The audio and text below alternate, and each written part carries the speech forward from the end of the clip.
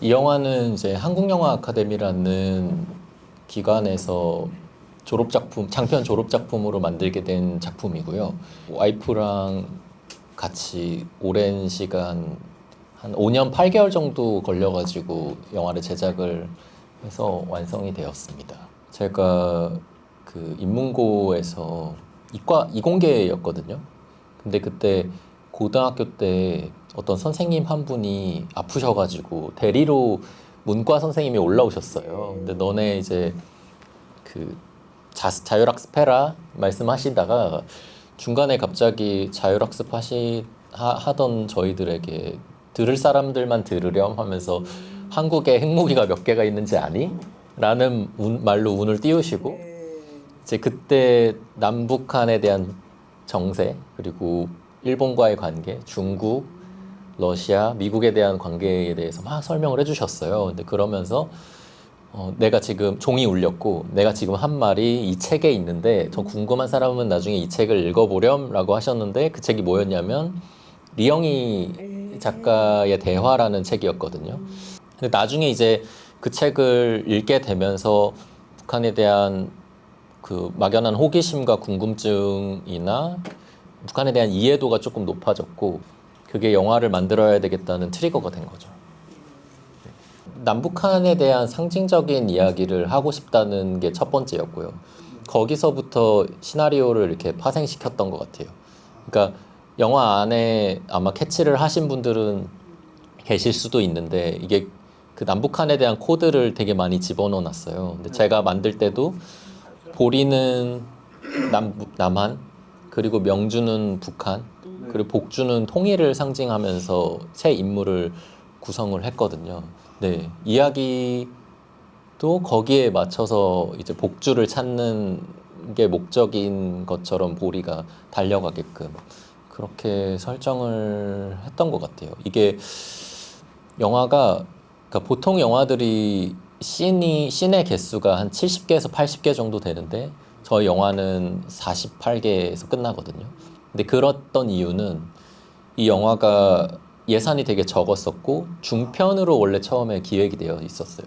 그래서 무조건 50분을 넘지 않게끔 아카데미에서 제한을 걸었었던 영화라서 그래서 제가 씬의 설계를 많이 설명을 못 하니까 이 영화를 최대한 좀 시적으로 가져가야 되겠다는 생각이 있었어요. 그래서 네, 이렇게 표현이 된 것 같네요. 네.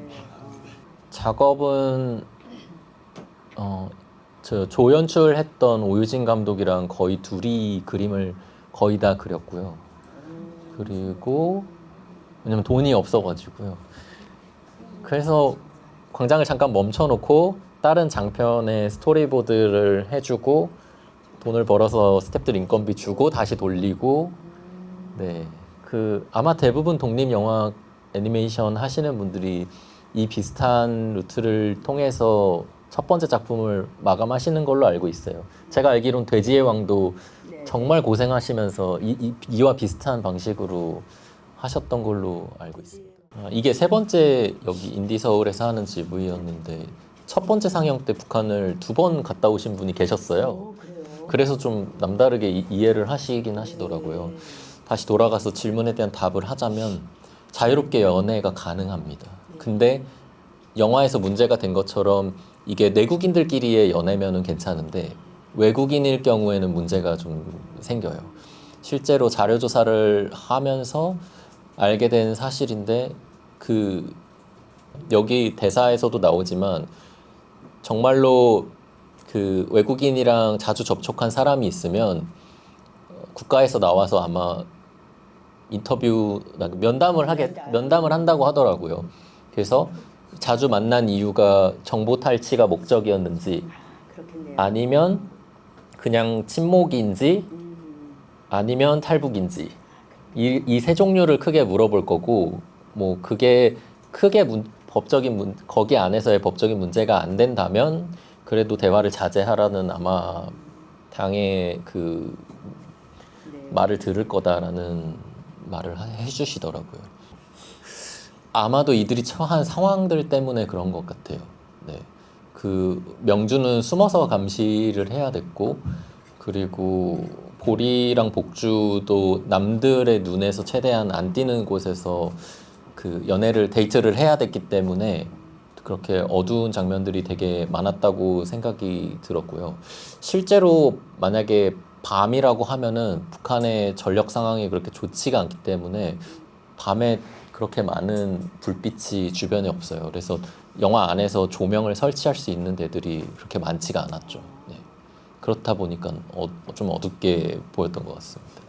그 음악은 아무래도 제가 명준이 처한 상황에 훨씬 더 이 캐릭터들 중에 가장 많이 깊게 몰입을 해서 그런 걸 수도 있고, 이 영화의 전체적인 톤이 그렇게 흘러가야 된다고 생각이 들었어요. 근데 음악과 관련돼서는 제가 음악 감독님께 크게 이렇게 관여를 하지는 않았어요. 전적으로 음악 감독님께서 그렇게 해주신 거였는데, 물론 저도 거기에 동의를 했죠.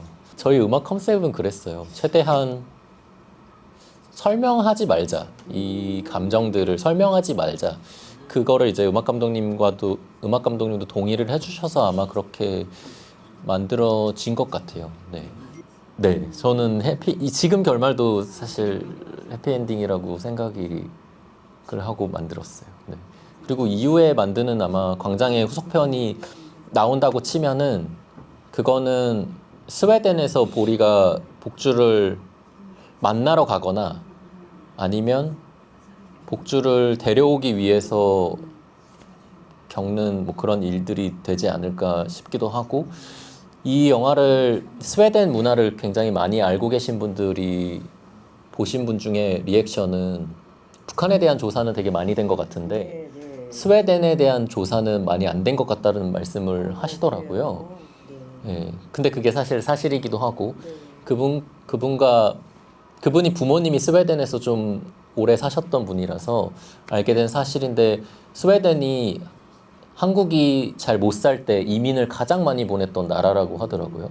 근데 거기서 자르셨던 되게 많은 한인분들이 그 사회에서 적응을 못 하시고, 아마 그거에 대한 그런 주제를 녹이는 또 2탄이 되지 많이, 않을까 싶기는 합니다. 네. 최대한 빨리 5년 8개월보다는 좀 빨리 다음 영화를 만들고 싶네요. 네.